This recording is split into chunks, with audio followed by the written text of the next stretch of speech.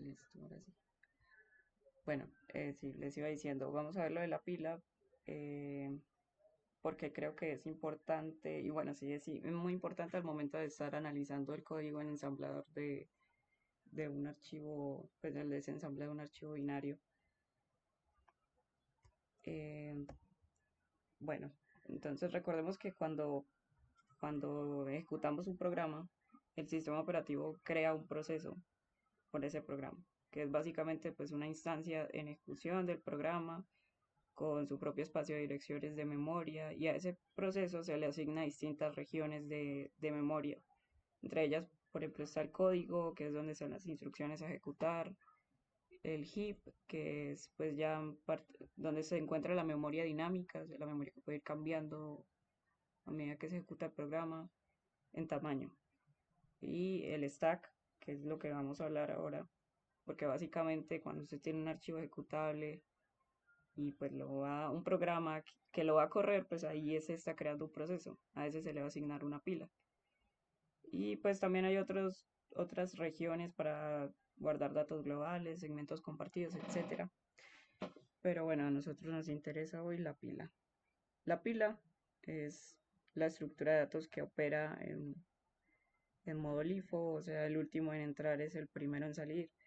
Es administrado automáticamente por la CPU y el sistema operativo, y pues se usa principalmente en el contexto de llamadas a funciones, que es algo que vamos a ver en unas diapositivas más adelante.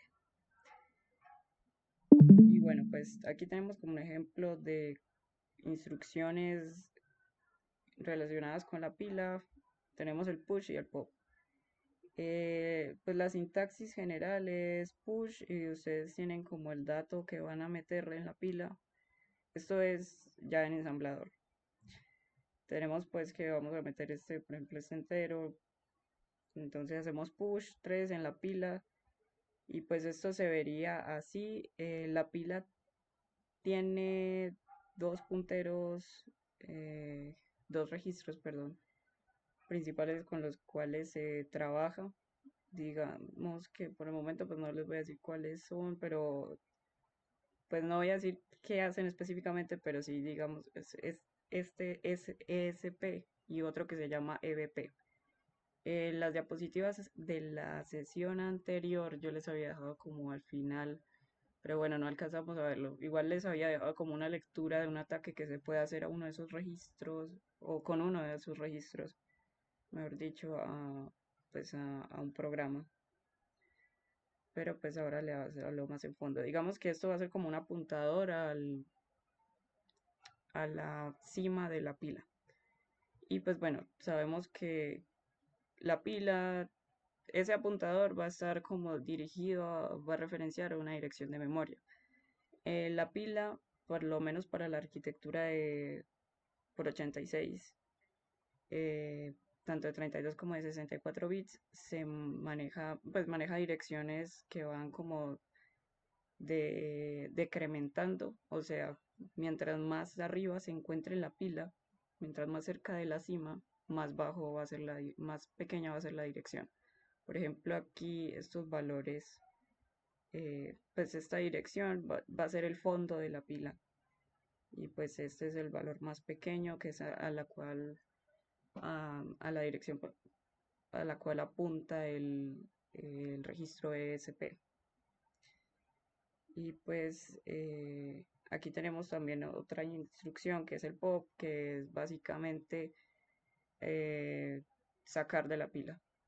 Entonces aquí ustedes pues al pop le pasan una fuente, un destino, perdón. Eso es básicamente, por ejemplo, aquí le estamos diciendo que lo que sea que metimos a la pila, lo pasemos al registro EBX, y acá pues sale de X. Entonces estas instrucciones en orden se verían como pues, como se ve aquí en esta imagen. Ustedes primero meten el 3, luego el 4, luego este 4 va a pasar al registro EBX, y luego el 3, que es el último que va a quedar, eh, va a pasar al registro EDX.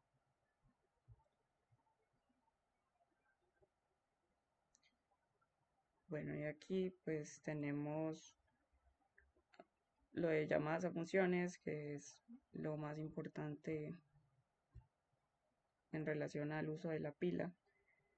Em, Cuando vemos algo así como call, el nombre de la función, significa que vamos a llamar a una función dentro de, pues es como una manera de decir que llamamos a una función en un programa.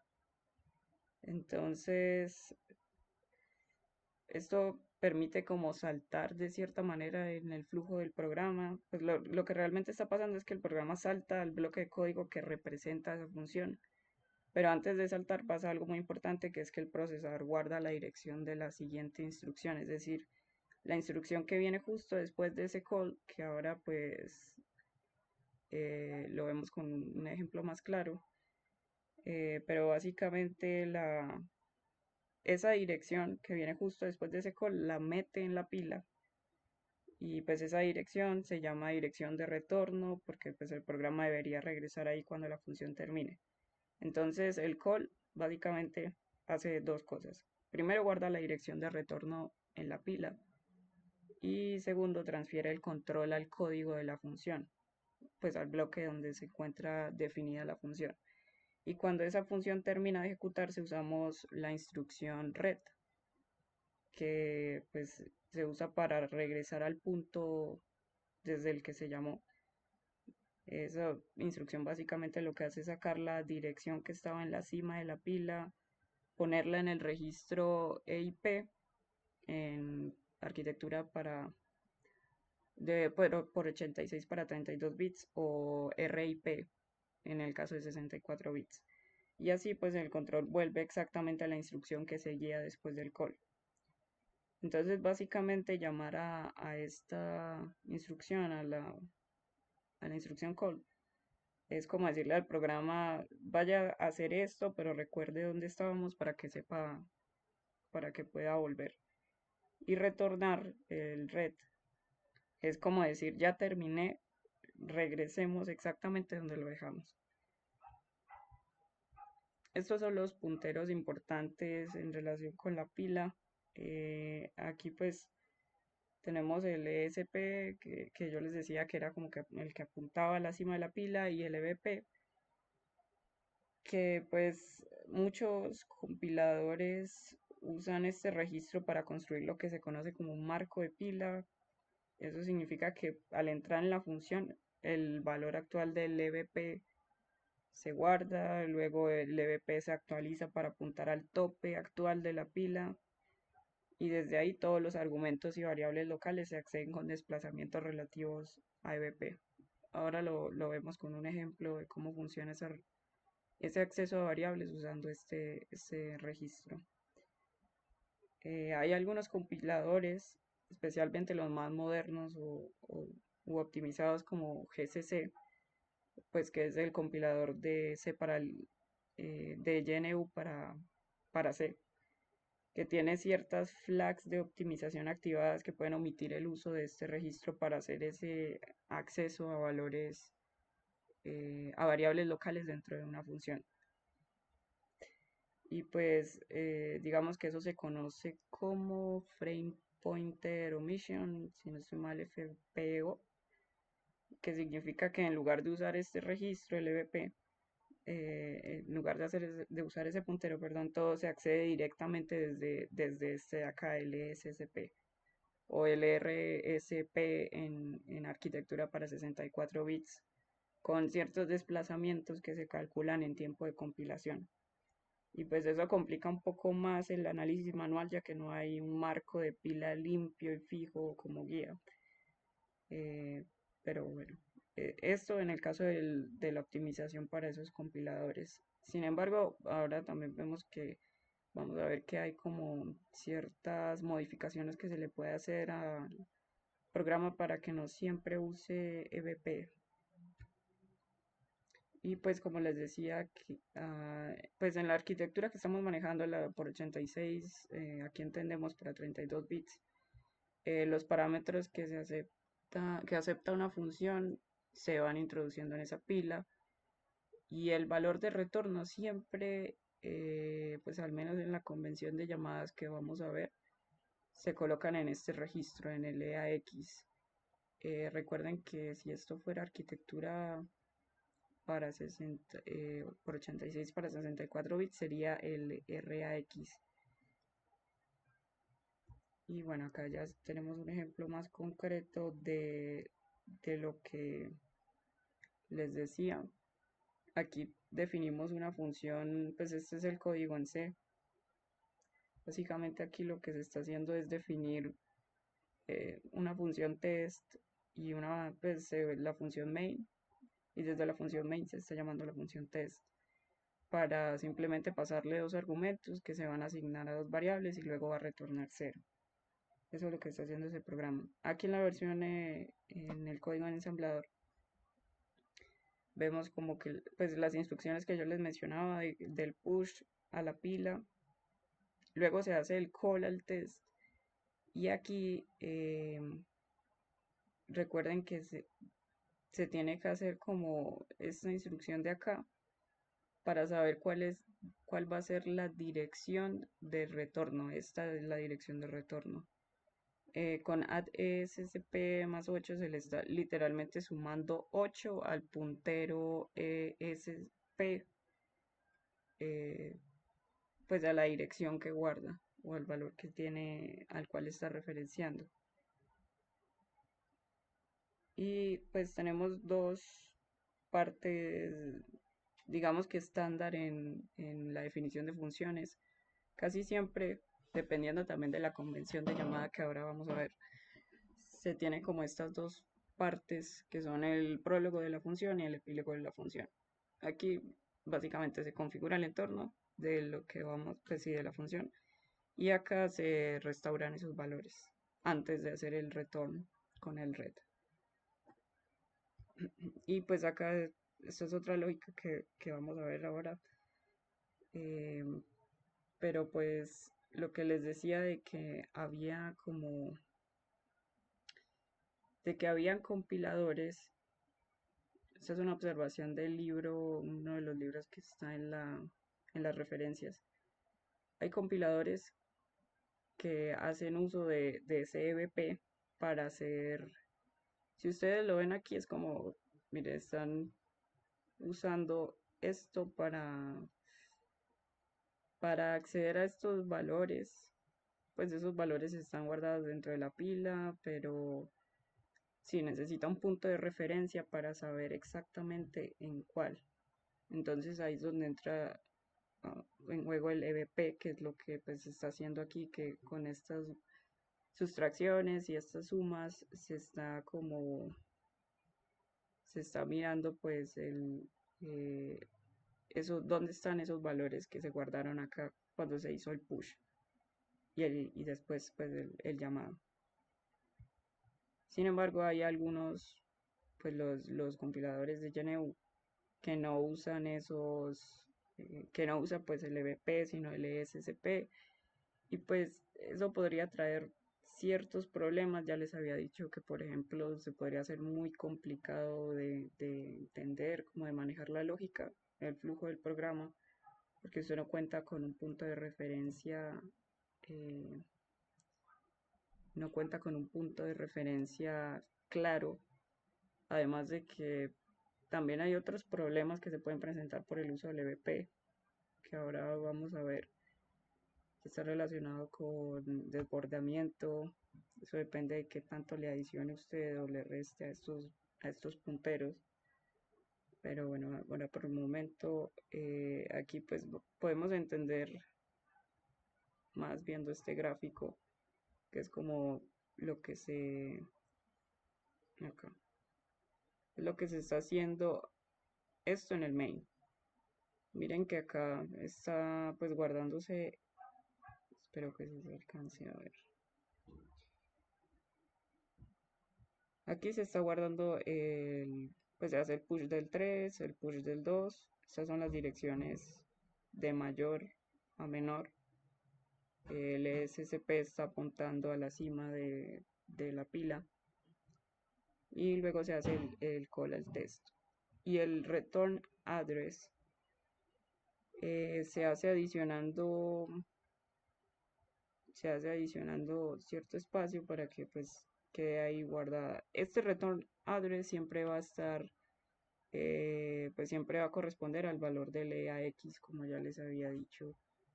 Y pues luego acá, ya en la instrucción 4, se mete el valor del EBP a la pila. Y esto es lo que se llama, pues en esta imagen, un EBP. Luego en la dirección, en la instrucción, perdón, en la instrucción 5, ya pues estamos haciendo lo de la asignación de lo que se contiene en SSP al valor del EBP. Pero antes de continuar con esto, me gustaría como mencionarles por encima esto, que es lo de la convención de llamadas. A ver, pues esto es importante. Esto es importante porque son como los acuerdos que hay con respecto a cómo se van a manejar las funciones en un programa compilado. Nosotros vimos esto, que es todo con EBP. ¿Qué pasa con esto? Resulta que si por error, por ejemplo, debido a un desbordamiento de buffer, manipulación de punteros, se modifica indebidamente el contenido de la pila, puede ocurrir cosas como que, por ejemplo, el valor de retorno, pues el que se hace con el red, apunta a una dirección inválida, o sea, su programa se puede crashear, o digamos que el EBP restaurado es incorrecto. Entonces las funciones posteriores se van a comportar mal. Digamos que usted ya podría tener una pila desalineada. Las variables y argumentos también podrían ser erróneos en ese caso. Entonces, de hecho, eso de que las variables o argumentos sean accedidos erróneamente, todos estos errores que pueden pasar con la pila se llaman stack corruption o corrupción de la pila. Y es una de las causas más comunes de vulnerabilidades y errores graves. Entonces, digamos que hay ciertas convenciones para ejecutar llamadas, para hacer pues, las llamadas de las funciones. Eh, Eso pues determina cómo se pasan los argumentos, dónde se coloca el valor de retorno, quién es responsable de limpiar la pila. Y pues si usted como programador o como analista de binarios usa una convención incorrecta, puede pasar cosas graves. Como por ejemplo, yo decía el llamador, pues sí, el que llama la pila. eh, Aquí, por ejemplo, como si este que llama la pila, su función también lo hace, digamos, como les explico eso. Digamos que si usted podría llamarla, pero su función también lo hace la pila, ¿no? Entonces podría quedar desalineada. Es como que hay una desincronización en el llamamiento de la pila. eh, en caso pues de que usted no haga no use una convención de llamadas. O también podría ser al revés, como que nadie limpia la pila, ni el programador ni la función. Entonces ahí se van a acumular datos basura y puede pasar corrupción de pila, crasheo del programa, comportamiento impredecible. eh, Ahí, por ejemplo, pues el programa no, este de acá, no hace uso digamos que no hace uso de este de acá, esta instrucción del add ssp8, porque cree que la función lo haría. Entonces el resultado es que la pila quedaría mal alineada y pues otra vez hay corrupción de pila. Entonces cuando usted hace reversing, como en Ghidra o en cualquier otro programa, necesita saber quién está limpiando la pila para interpretar correctamente los return, los instrucciones de este tipo, los parámetros. También ayuda a entender cómo se mueven los datos, pues si eso se hace por registro o por pila. Si usted ve, por ejemplo, en return un red 8, sabe que la función probablemente esté haciendo cierto tipo de convención de llamada, que ahora vamos a ver que esto podría devolverme un entero y entonces va a ser otra convención de llamada. Pero, ¿quién define, pues, quién define, pues, la convención de llamada? Eso en general lo hace el compilador, como por ejemplo GCC, MSBC, por el caso de Microsoft, Lang, etcétera. Define la convención por defecto, aunque usted puede modificarla con ciertas directivas. Eso también depende del sistema operativo y de la arquitectura. Y pues tenemos como, aquí les voy a dejar los ejemplos, pero así a nivel general hay como tres convenciones de llamadas para las funciones, que son la CDSL, la STD-call y la fastcall. Y bueno, digamos que así a grandes rasgos, cada una se diferencia en quién limpia la pila y en cómo se pasan los argumentos. Para todas, el valor de retorno siempre va a ser, o sea, el valor al cual, eh, para el cual, pues, si devuelve la función, va a ser para este registro LAX. Pero, así, con respecto a quién limpia la pila, por ejemplo, en el CDSL, el que llama la función es el que limpia la pila. En este caso, eh,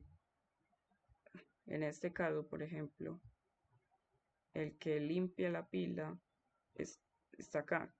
Ese pues está en el main, que es lo que se hace con el add SCP-8, básicamente. Eso sería un signo de que estamos haciendo convención de llamada CDSL. También está el STD call, que pues en ese quien limpia la pila es la función que se llamó, y ahí es donde hace cosas como el ret 8, pues que retorna el valor. También hay algunas convenciones de llamadas como fast call, que hace básicamente como que devuelve algunos, pues el que limpia la pila, digamos que son algunos registros, algunos argumentos pues en registros, por ejemplo NSX o NDX, y hay otros argumentos que se pasan a través de la pila. Digamos que es híbrido, se maneja entre los dos. Eh, pero pues básicamente vamos a estar mirando en el ejemplo el CDSL. Eso sin embargo como para que sepan que aquí están como las principales diferencias. Y uno pues realmente también puede personalizar las funciones para definirlas como para que generen cierta convención de llamada. Por ejemplo, aquí esto ya es en C. Se está haciendo a la función adoptar este tipo de convención. Y lo mismo se puede hacer para el resto. Entonces, volviendo al ejemplo del test, les iba diciendo que básicamente aquí lo que se está haciendo es meter esos valores y asignárselos a ciertas variables locales en esa función. Entonces, este call test, digamos en que saltaba test, guardaba la dirección de retorno haciendo esto de acá después. Entonces,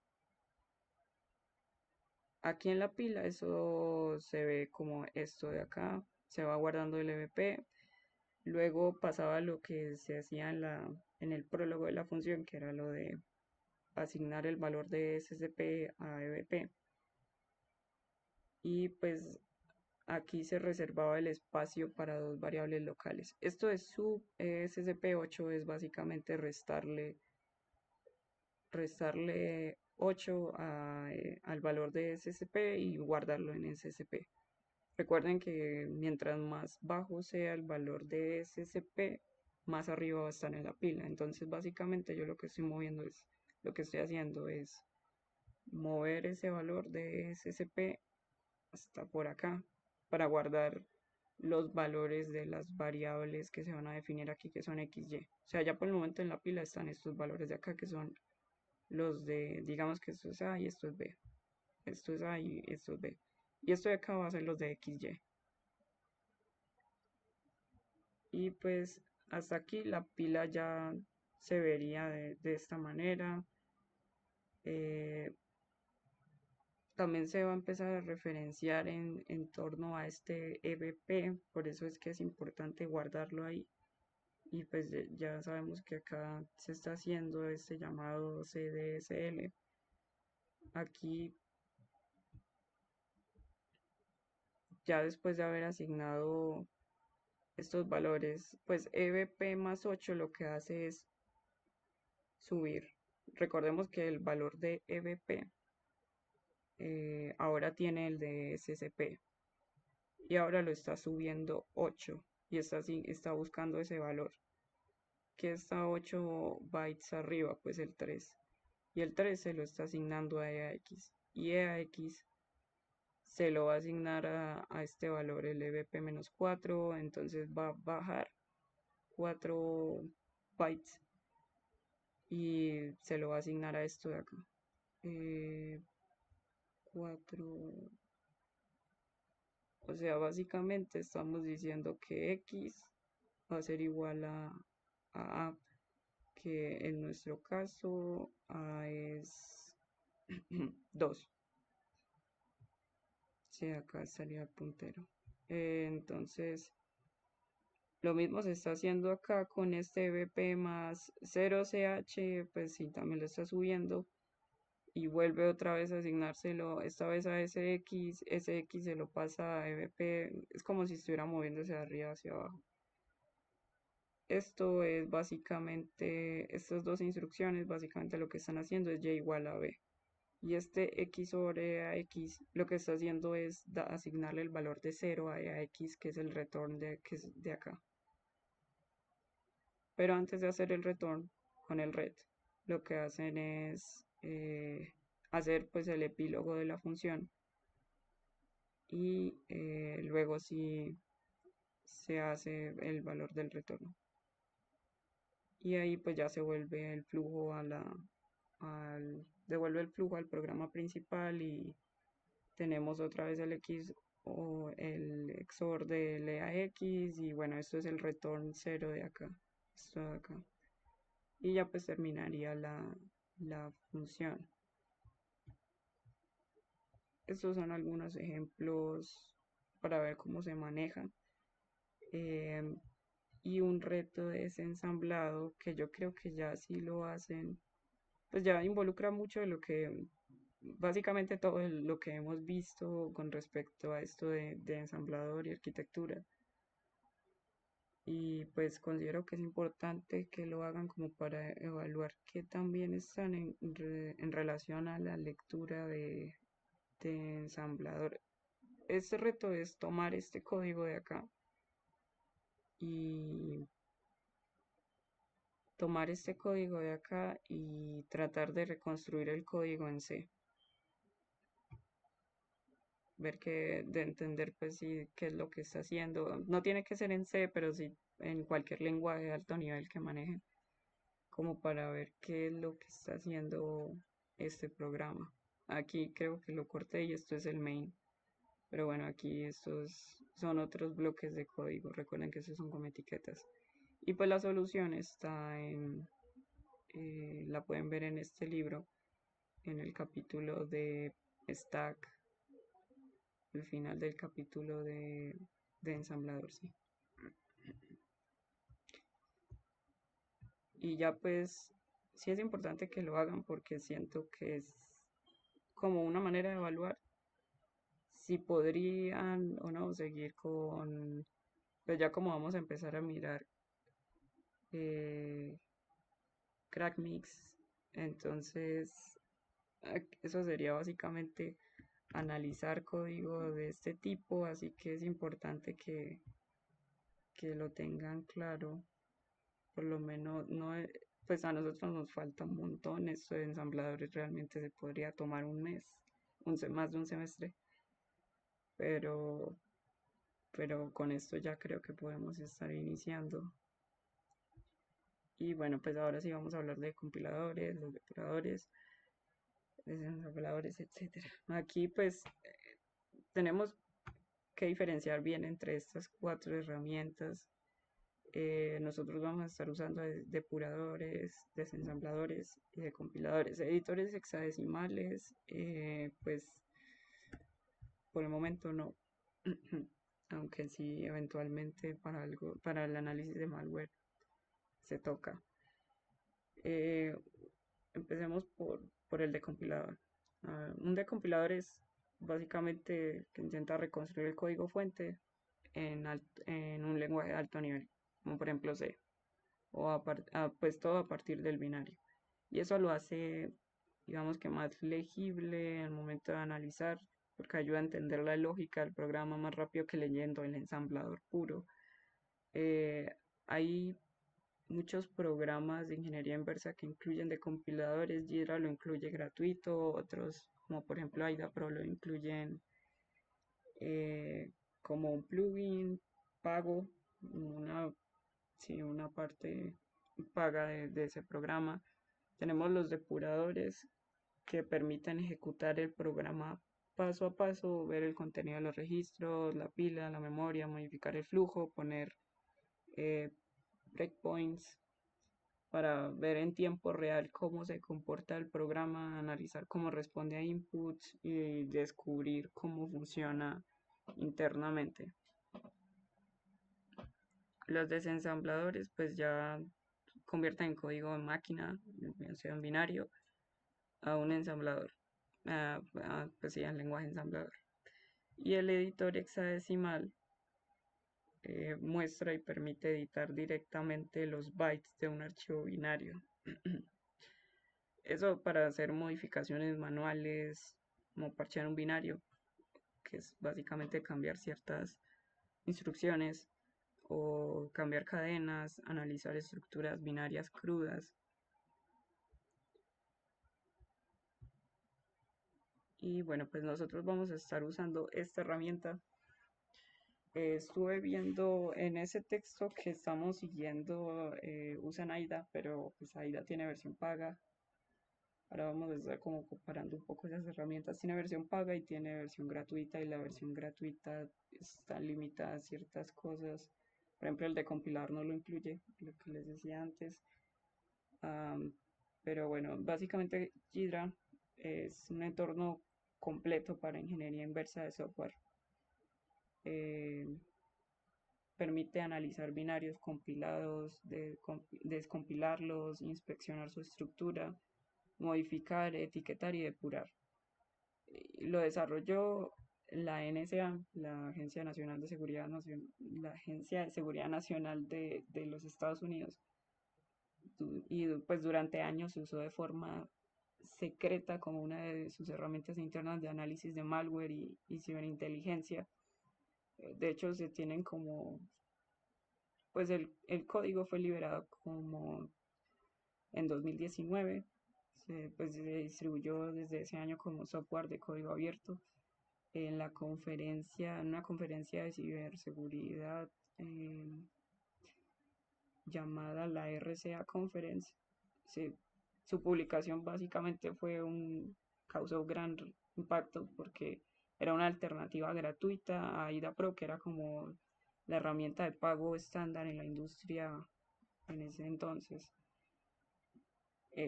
Se decía que la NSA se había visto como en la obligación se había visto como acorralada a publicarla porque un grupo de hackers la había hackeado, había robado ese código fuente y lo había publicado.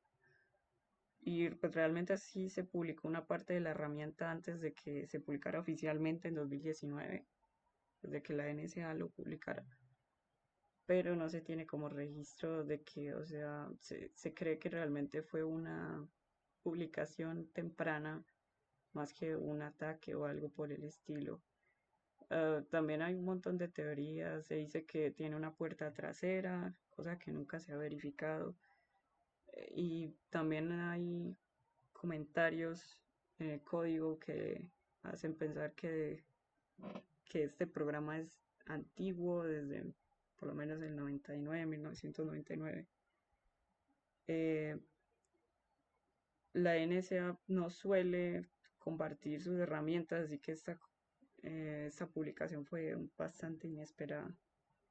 Está desarrollado en Java, por eso requiere, para que lo corramos, es necesario tener instalado el JDK 21 o superior.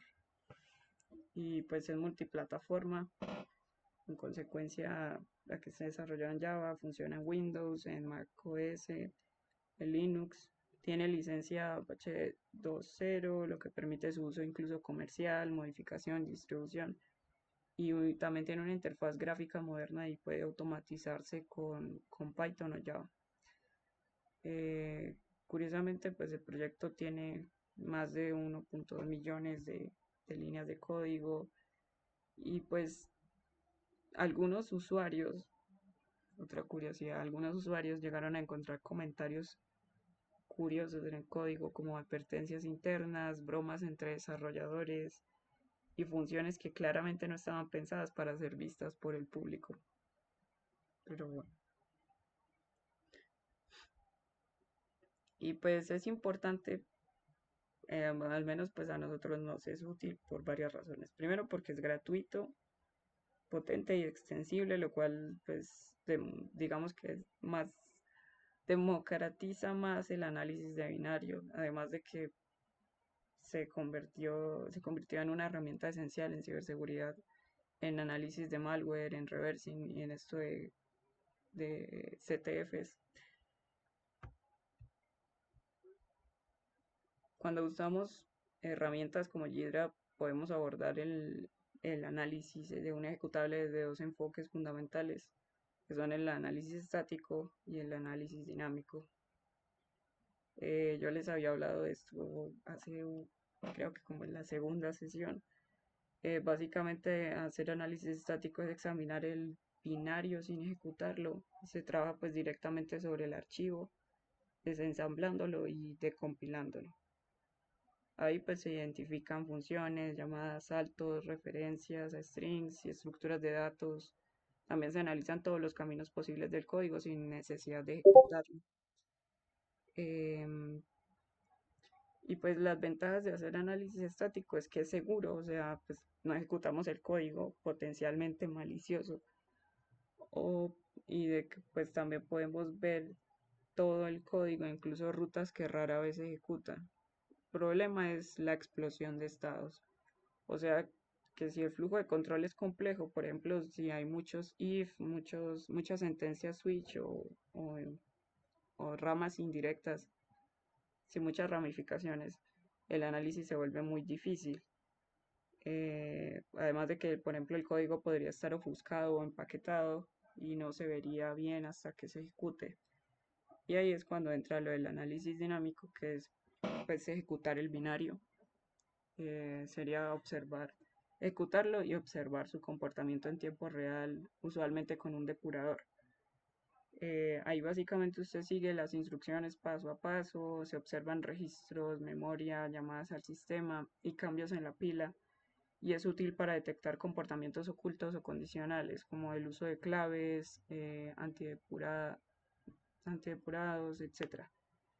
Y pues algunas ventajas que uno puede ver exactamente lo que hace el código en un contexto real y es posible ver el resultado de cálculos, desencriptar strings en tiempo de ejecución y entre otros.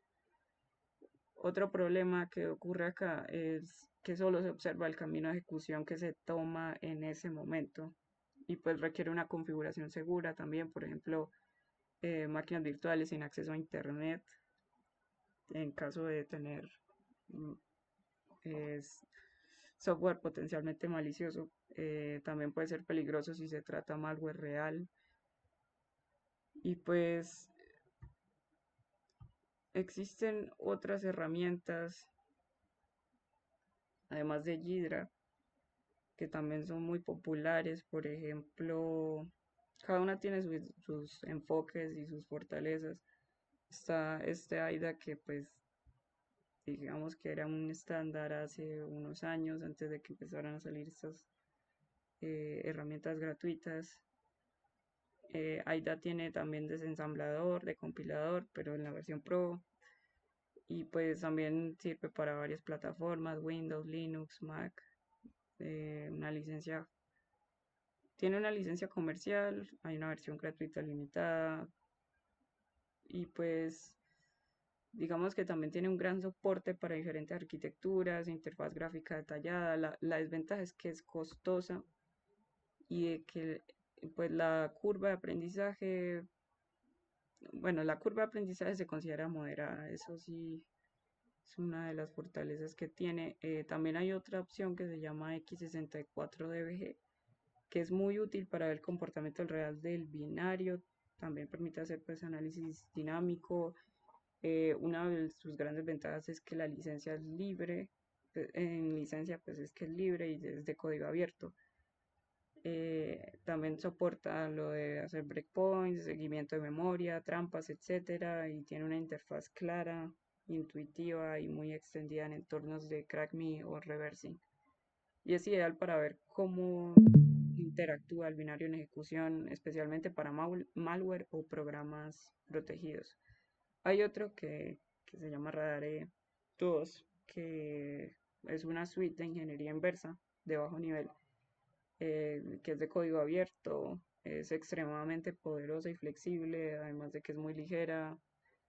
También se puede crear pues scripts para automatización y pues hay una interfaz en consola, aunque tiene interfaz gráfica. La desventaja es que la curva de aprendizaje es muy empinada, o sea, la interfaz es menos amigable que en Ghidra o en AIDA. Y pues otra opción es Emacs, aunque esto ya es un editor hexadecimal estructurado y pues se usa para análisis de estructuras de datos en binario, pero pues no lo pongo ahí como porque también es bastante conocido. Pero pues hay muchas otras opciones, sin embargo nosotros vamos a estar trabajando en Ghidra. Esta es una de las imágenes eh, que tomé de la presentación que se hizo cuando se lanzó en 2019, después de las diapositivas que tenían en la NSA. Aquí se está comparando Ghidra con otra, bueno, esta es otra herramienta de ingeniería inversa, Binary Ninja, que durante un tiempo le hizo competencia fuerte a esta AIDA Pro. Eh, de hecho, de cierta manera, como Microsoft su, siempre ataca los competidores comerciales, digamos que Binary Ninja no es tan conocido en parte por el efecto de Microsoft. Pero bueno, lo que venimos de Ghidra.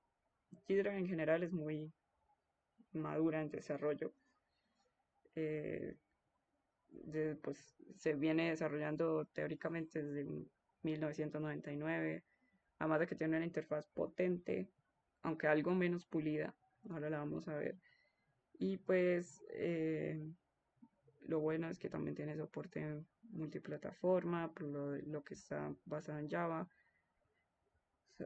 También tiene un soporte básico, uno puede de cierta manera adquirir otros soportes, es muy bueno y de código abierto. También hay algo con respecto a los lenguajes intermedios y ahora vamos a hablar de esto en la otra diapositiva que es con relación al P-Code. Eh, Tiene una API enorme y extensa y además un montón de documentación. Eso sí, la API es compleja. Y pues permite también hacer scripting en Java y en Python. Pues la interfaz no es que sea tan intuitiva como por ejemplo en AIDA, pero es potente y es bastante, lo bueno es que tenemos mucha documentación de que la comunidad es activa y pues hay como soporte real de colaboración. En general, pues se puede conseguir mucha información. Otras cosas, lo que les decía del Pico, Ghidra usa una representación intermedia propia llamada P-Code, que es parecido como un pseudolenguaje de máquina que permite analizar binarios de distintas arquitecturas con un solo motor lógico y pues hacer análisis avanzados de flujos de datos, slicing, etcétera. Ustedes pueden pensar el P-Code como una especie de lenguaje universal intermedio entre el código ensamblador y el pseudocódigo en C. Em, y no lo confunda, si alguno de ustedes llegó a tocar alguna vez Visual Basic, eso también tenía un P-Code, pero nada que ver con ese desastre, no se puede comparar. Eh, y pues también está el decompilador de Ghidra está profundamente integrado. Eso significa que no es una herramienta externa ni un plugin como pasa en AIDA. Pues, o sea, está integrado de forma nativa en el ecosistema de Ghidra, entonces eso implica que usted puede navegar en el desensamblado al pseudocódigo de C fácilmente, que puede usar todos los análisis del programa dentro del decompilador, además de que puede compartir estados, o sea, renombrar variables, ver referencias cruzadas, etcétera. Eh, por ejemplo, en AIDA, X-Rays, que es el nombre del compilador, es un plugin separado y comercial, mientras que el de compilador pues, de Ghidra es gratuito y libre. Además de que tiene un soporte para pues, muchas arquitecturas, ARM, MIPS, PowerPC, etcétera, y se están desarrollando más. De hecho, aquí otra desventaja de X-Rays es que cobra por cada arquitectura, mientras Ghidra pues no lo hace. Y pues tenemos otras, esta es importante respecto a los GoTo. No sé si alguno de ustedes sabe C, pero pues hay como una manera de romper el flujo de un programa en C que es con sentencias de este tipo. Básicamente usted le da como la etiqueta a ese GoTo y pues saltó mágicamente de aquí hasta ese bloque de código. Resulta que el código generado por el compilador de Ghidra usa menos de este tipo de sentencias y pues se ve en consecuencia más legible y más parecido al C escrito por humanos. Eso es una ventaja eh, porque es más fácil de entender, más limpio visualmente. Pues usa menos de estas sentencias en comparación a X-Rays.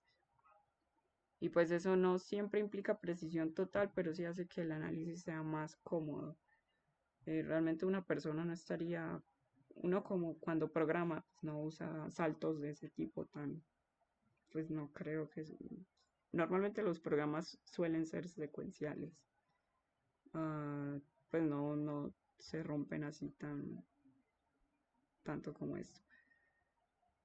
Pero sí, esa es una diferencia fundamental entre lo que se considera una ventaja en comparación al de compilador de Ghidra con el de AIDA. También pues uno podría, pues las variables no pueden ser mapeadas, eso significa que usted no puede asociar variables de alto nivel con direcciones de memoria concretas directamente en el decompilador. Por ejemplo, usted no podría decir esta variable X es la que está en ESCP más 8, al menos no en la interfaz del compilador. Y pues sí podría hacerlo desde el desensamblado, pero no desde el compilador. Y pues ahí hay otros detalles prácticos. Aquí, por ejemplo, este lo vamos a usar, que es como usar lo del subrayado. Digamos que usted puede hacer un clic medio sobre una variable o valor y se resalta automáticamente todo el código, permitiéndole ver rápidamente dónde se usa. Y pues eso es muy útil para seguir referencias y facilitar el análisis visual. Aquí pues está como a ver, la idea era que eh, se creara la máquina virtual en Windows y desde ahí instalaran Ghidra. Yo como en consecuencia como no la tengo, lo hice acá y corrí el crack acá. Eso no se debería hacer. Porque pues yo lo hice a sabiendas de que ese archivo que subí a Gidra, que estoy mirando, no es, eh, pues, no es malicioso. Sin embargo, hay como está el problema de que ciertos crackmis podrían generar errores, de que estamos tratando con software que es potencialmente malicioso o modificado, cosa que no se debería correr en un sistema operativo que usted use día a día. Entonces, mi recomendación, la máquina virtual, descárguense ahí el Gidra. Ustedes van o pueden ir a la web oficial o directamente al código, pues igual van a tener que ir al código fuente en GitHub y ahí igual aquí está el tutorial de instalación. De hecho, este tutorial pues es un poquito largo, pero son como los primeros 15 minutos son de instalación y configuración del entorno y es bastante chévere que lo integra con Visual, claro que Visual Studio como para repotenciar ciertas características, pero otra cosa que resalto mucho de este tutorial es que hace algo que uno usualmente no hace al momento de descargar un software o cualquier otra cosa, que es verificar las hash. De hecho, este tipo de, no sé, puede ser paranoico o no. Yo no lo veo tan paranoico, que es como que él toma el documento, lo descarga, el punto .zip, y también verifica la hash, pues para que coincida.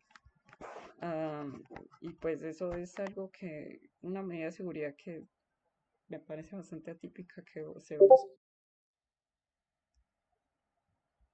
Ahí les dejo como el tutorial de instalación y bueno, el código fuente solo es bajar ahí ustedes se meten si se está viendo, o sigan la presentación de PowerPoint.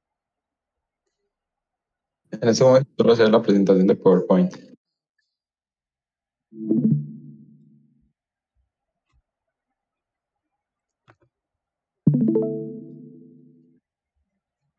Bueno, ustedes solo tendrían que meterse aquí en el repositorio y ¿dónde está? Release file. Aquí, release file. Si ustedes quieren verificar si tienen ya el JDK 21, pues solamente van al PowerShell y escriben Java y luego Java C. O pues si van verificando y si eso les saca, ahí les va a decir como qué versión del JDK tienen. Mínimo debe ser la 21. Yo tuve problemas por eso, así que no, también pueden descargar a Amazon Coreto. Esa es otra opción. Aquí básicamente tendrían que descargar este punto .zip y ya cuando ustedes lo tengan descargado, lo descomprimen y solamente necesitan buscar dentro de la carpeta un archivo que se llama Gidra Run y ya lo corren y listo, ya está instalado. En caso de que tengan ya el JDK bien configurado, que usualmente solo, pues en el caso de Amazon Coreto es solo descargar Amazon Coreto, ejecutar el instalador en Windows y listo, esperar a que se instale y listo, ya pueden correr el Gidra. No es tan complejo, sin embargo en ese tutorial que les puse también hace la configuración con otros. Es bastante chévere, pues hace primero lo de verificar la hash y lo otro de integrarlo con otros editores de código.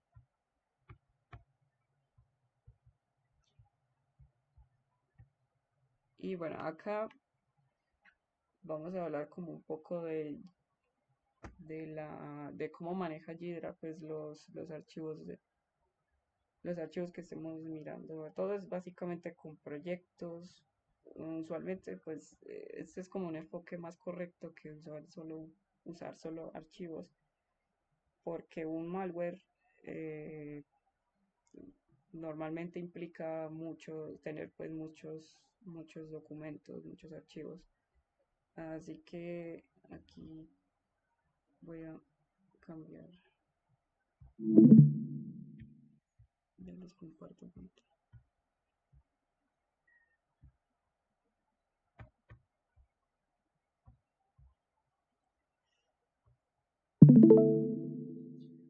Aquí pues yo ya corrí, creo que me va a tocar.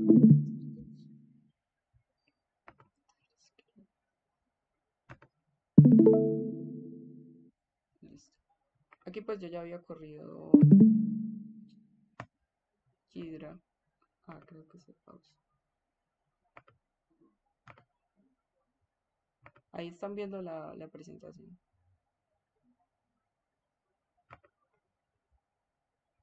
Sí, ahí se ve. Bueno, les decía que todo se hace por proyectos. Normalmente, pues ustedes lo corren y eso le va a sacar una especie de pantalla similar a esta. Es lo que le va a decir como no project. Aquí yo ya subí un crack me, así que no,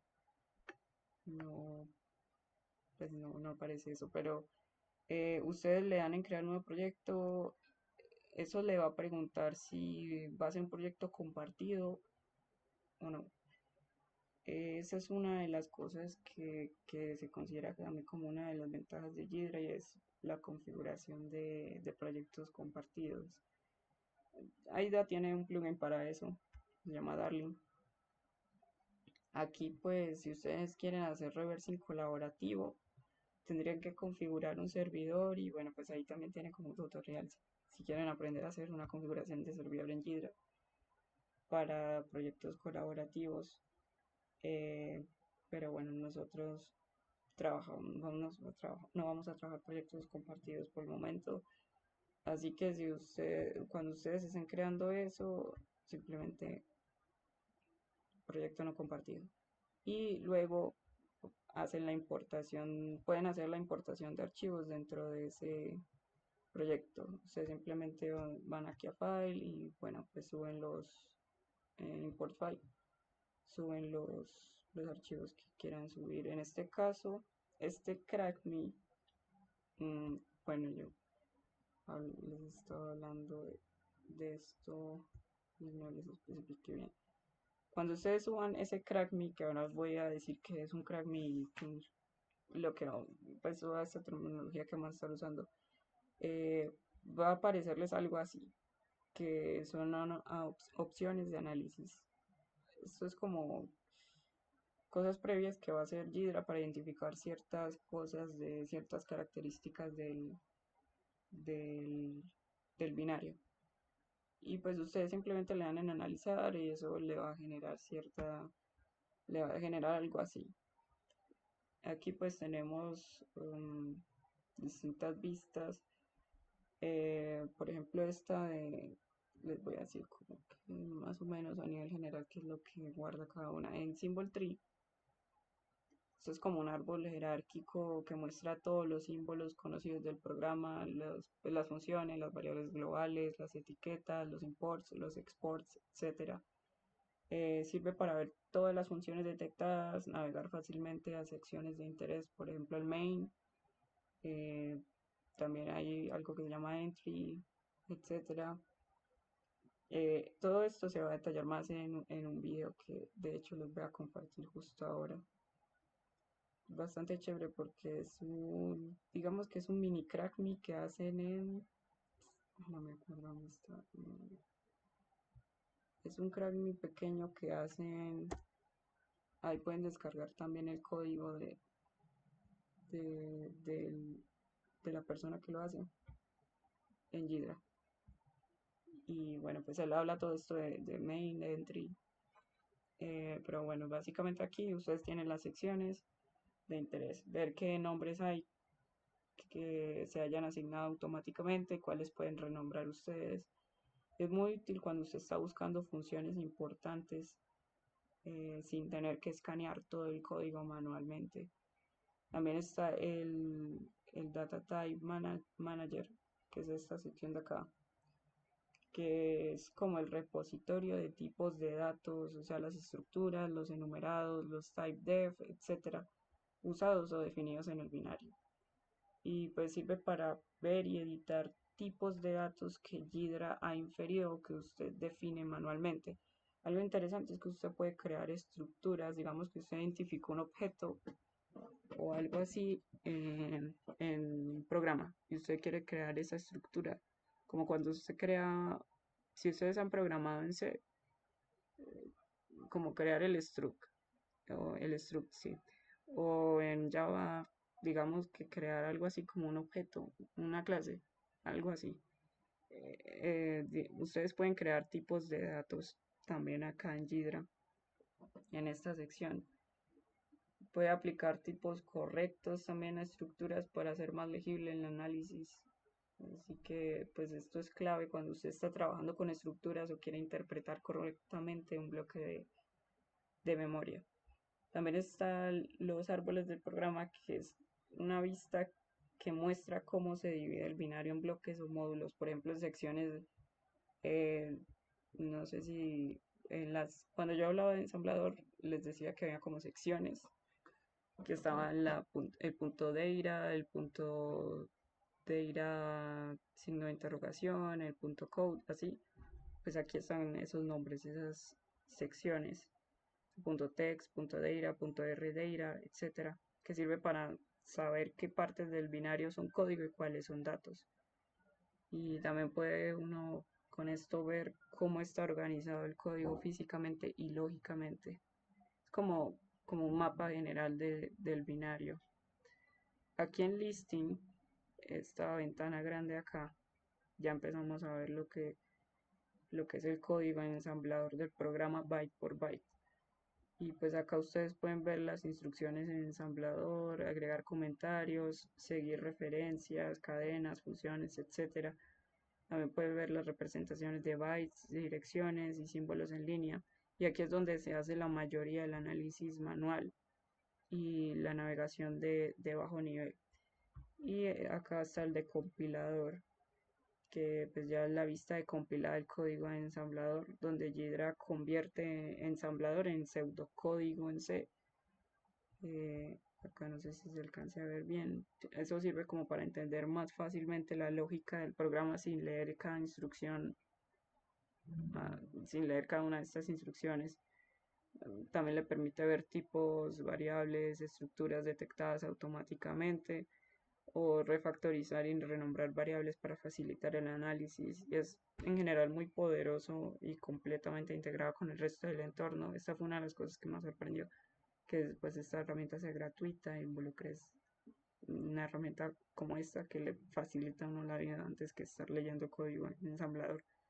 Y pues acá también hay una consola de scripting, que es un intérprete para ejecutar scripts en Java o en Python dentro de Ghidra. Y eso pues uno lo haría como para automatizar tareas, por ejemplo, renombrar funciones, extraer strings, marcar referencias. También, por ejemplo, podría usar scripts para existentes o escribir los suyos propios. Y es excelente para lo que ya son usuarios avanzados que necesitan ir más allá del análisis manual. Y pues en general, como resumiendo, el symbol tree, acceso rápido a los elementos del binario. El listing más el de compiladores, como para análisis técnico, ya pues, a ensamblador y pseudo C. Este Data Type Manager es ya la interpretación de memoria y acá tenemos lo que es la vista de alto nivel del binario y esto pues ya personalización y automatización con scripts.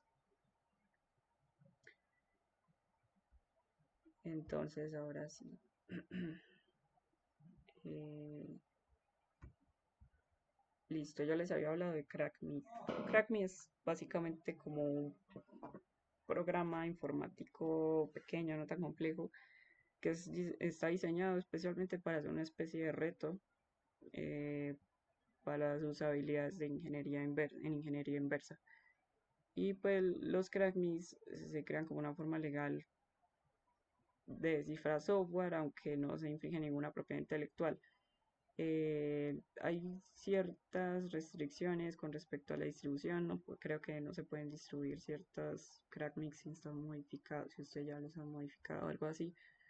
Ah, y pues hay como una variación que es el keygenme, que ya es un poquito más complejo que un crackme. Pues un crackme en general es como para que usted lo, pues si le genera a usted el desafío, se lo podría resolver y listo.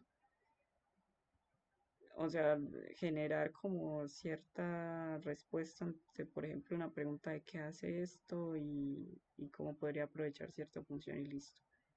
El Keygenme sí le genera a usted un reto más concreto, que es como que usted identifique qué algoritmo protege a la aplicación y crear un pequeño generador de claves en el lenguaje de programación que usted quiera. Es como que esos programas que tienen una cierta clave de activación para, no sé, opciones, eh, características premium o algo por el estilo.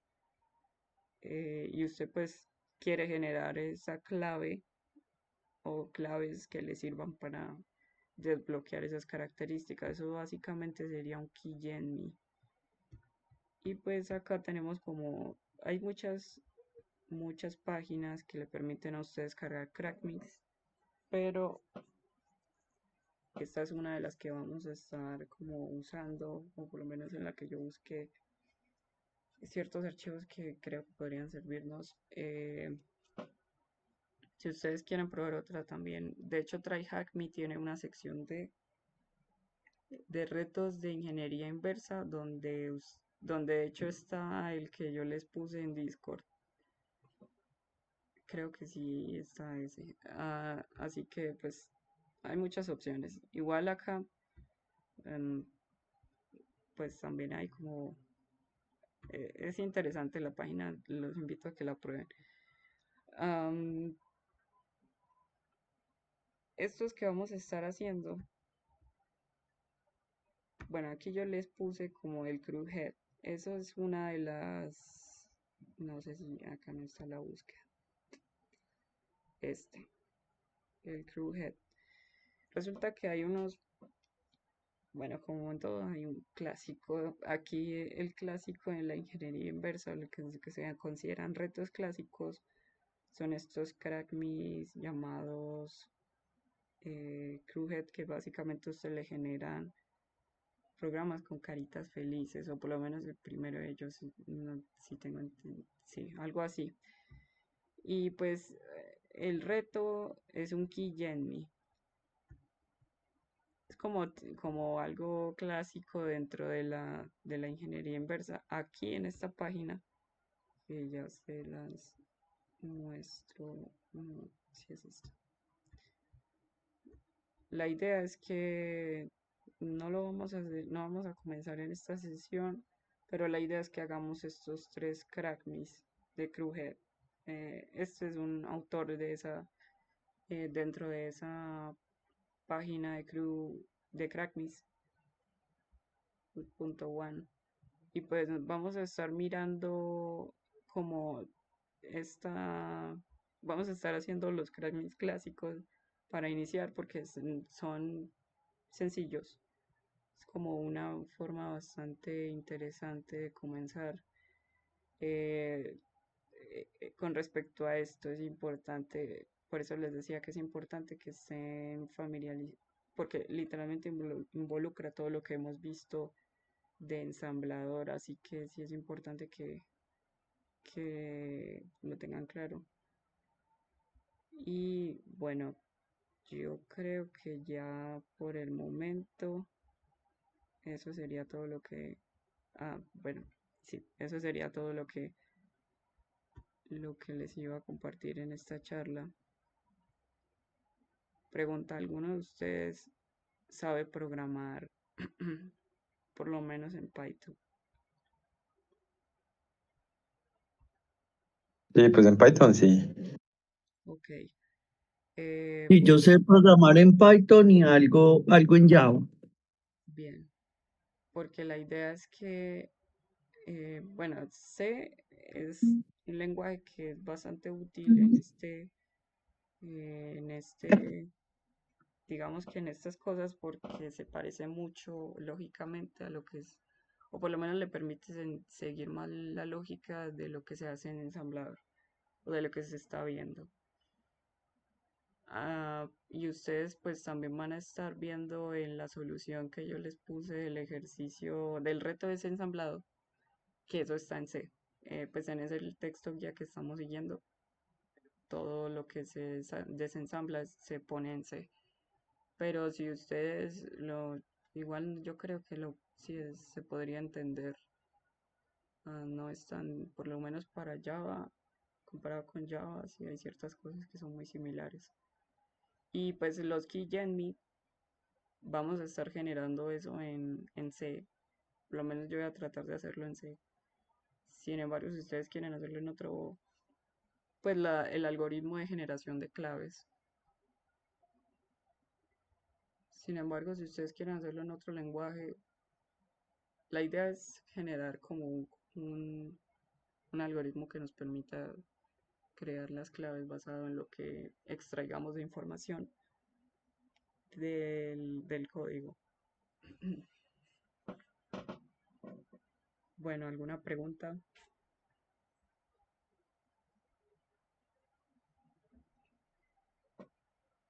No, realmente no, pues respecto a los contenidos no.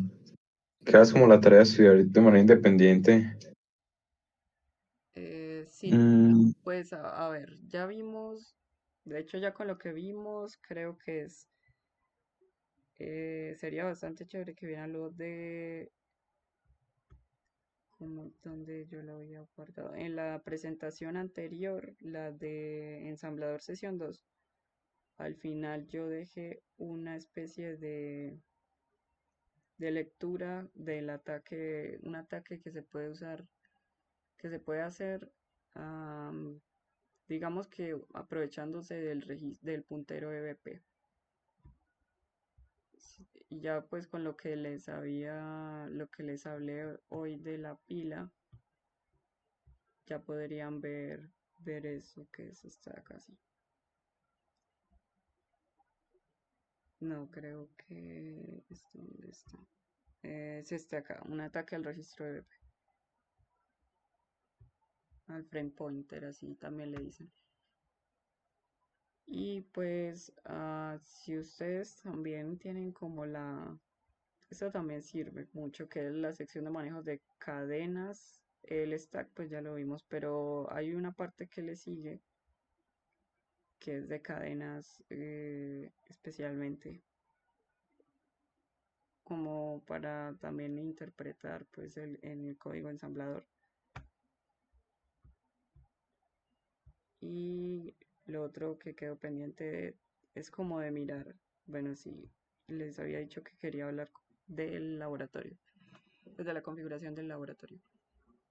Eh, Básicamente nosotros necesitamos una máquina de Windows, que pues sí o sí vamos a necesitar una para sacrificarla. Y podríamos usar una de Linux para simular el tráfico de red. Porque pues si necesitamos como generar por lo menos para esa Windows, que es donde vamos a correr malware, no puede estar conectada a internet, entonces vamos a tener que usar un host only en configuración de red, tratar de simular el tráfico desde una Linux, desde, no sé, pues en el texto guía, por ejemplo, que estaba mirando, a ellos lo hacen con una Ubuntu, pero hay otra opción me parece más interesante, que es una Repnux. Repnux es una distribución de Linux totalmente enfocada en estas cosas de análisis de malware. Trae muchas herramientas ya previamente instaladas, así que podríamos estar considerando esa opción.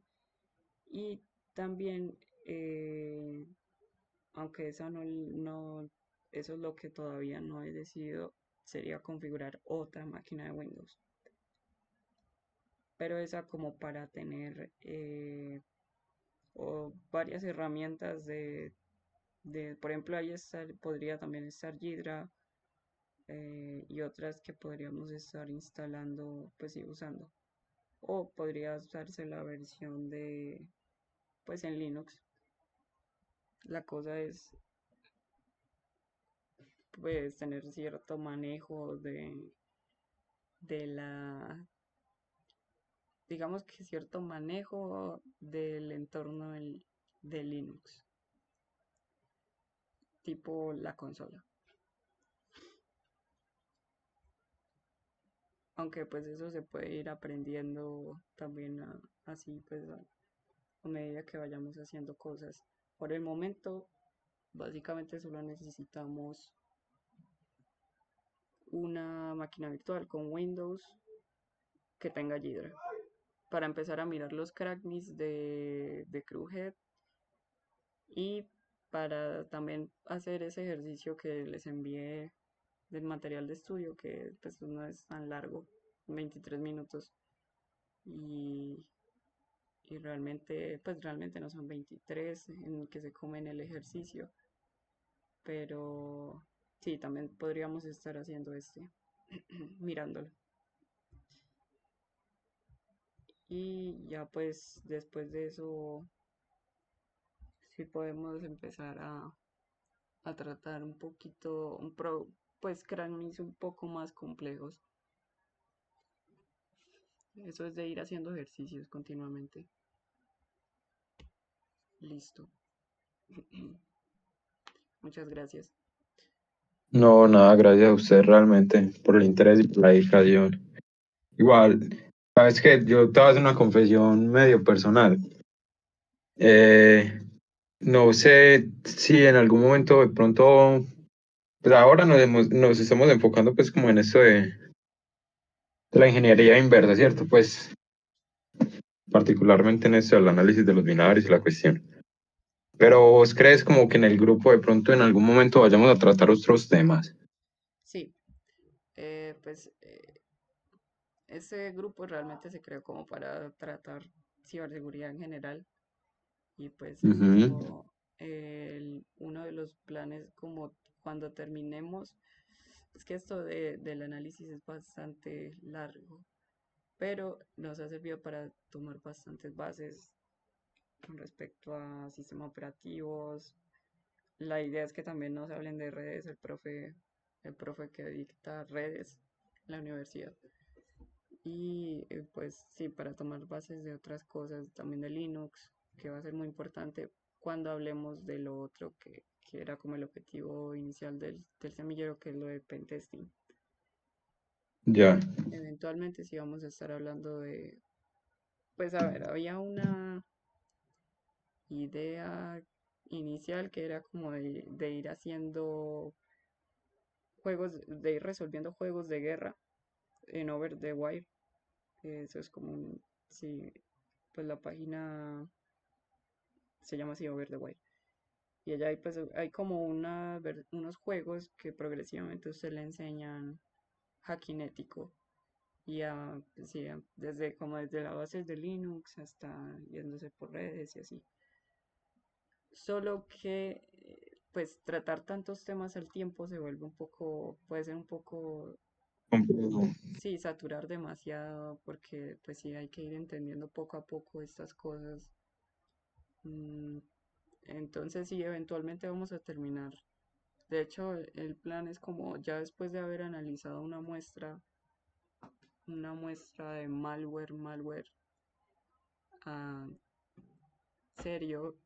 Yo realmente tenía una, pero eso está como ya hasta el final, cuando tengamos ciertas bases y cuando ya la configuración se haya hecho bien del laboratorio. Ya después de eso sí comenzaríamos a hablar de pentesting y hacking ético. Y hay otra sección que también se está hablando con un profe, que es la de criptografía. Entonces, Esa materia la han dictado en la universidad, ¿cierto? O no, no sé, yo he visto que aparece por ahí el nombre, pero ni siquiera sé si realmente... Sí, criptografía y seguridad informática. Solo que el problema de esa materia, bueno, yo no sé, la cripto es como, es una rama de las matemáticas muy transversal eh, pues es muy transversal a muchas cosas.